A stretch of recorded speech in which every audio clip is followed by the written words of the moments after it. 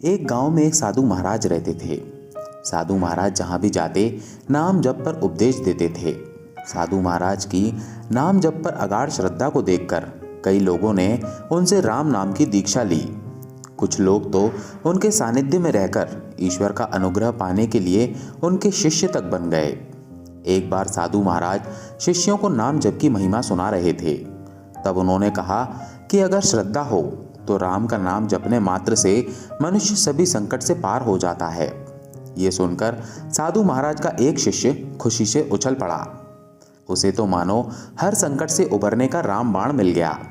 वो प्रतिदिन भिक्षा के लिए नदी पार करके दूसरे गांव जाता था। इसके लिए उसे नाविक को 4 आने देने पड़ते थे।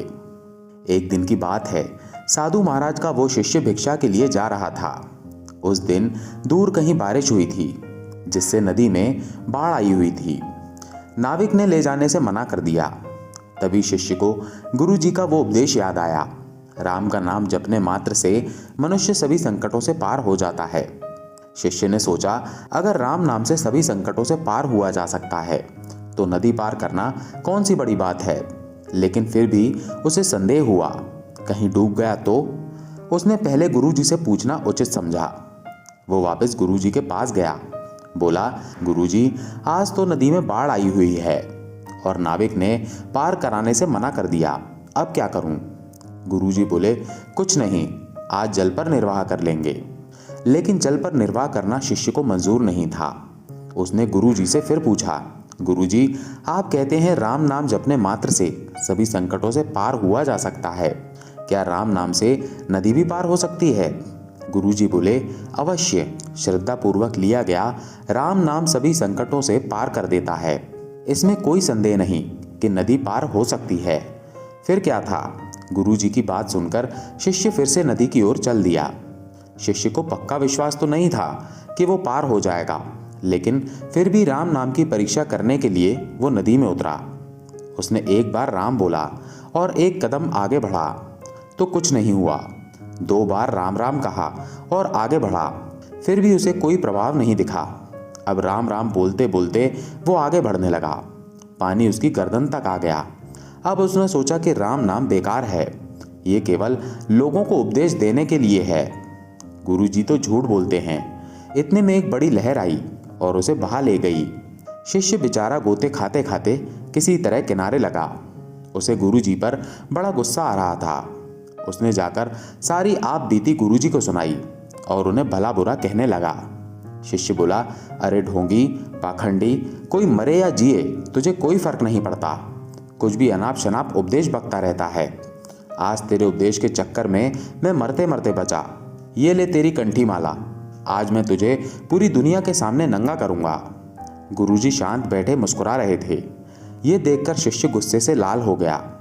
मैं जा रहा हूँ गांव वालों को तेरी असलियत बताने। ये कहते हुए शिष्य फिर से नदी की ओर चल दिया। पीछे पीछे गुरुजी भी चल दिए। जब नदी किनारे पहुंचे तो नदी उफान पर थी। शिष्य नदी के किनारे पर बैठकर नदी के शांत होने की प्रतीक्षा करने लगा। गुरुजी किनारे पर रुके बिना नदी में उतर गए। जैसे ही साधु महाराज नदी में उतरे, नदी ने रास्ता दे दिया। ये देखकर शिष्य दंग रह गया। उसे अपनी भूल समझ आ गई। वो पश्चाताप की आग में जलता हुआ नदी में कूद पड़ा।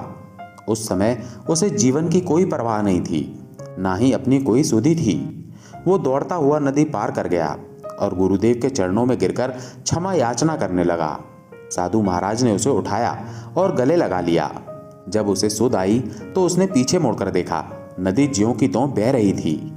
उसने आश्चर्यपूर्वक गुरुजी से पूछा, गुरुजी, ये क्या रहस्य है? जब मैंने राम नाम जपा था तब नदी पार नहीं कर पाया, और अब जबकि मैंने कुछ नहीं जपा फिर भी नदी पार हो गई, ऐसा क्यों?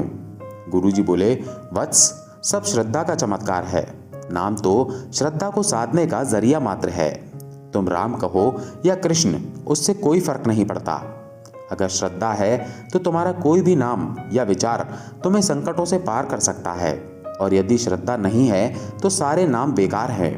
गुरुजी आगे बोले, जब तुम पहली बार नदी पार कर रहे थे उस समय तुम्हें नाम में श्रद्धा नहीं, संदेह था। लेकिन अब जब तुमने उसी नाम से मुझे पार होते देखा तो तुम्हें अपनी भूल का एहसास हो गया और तुमने अपने जीवन की परवाह किए बिना समर्पण कर दिया।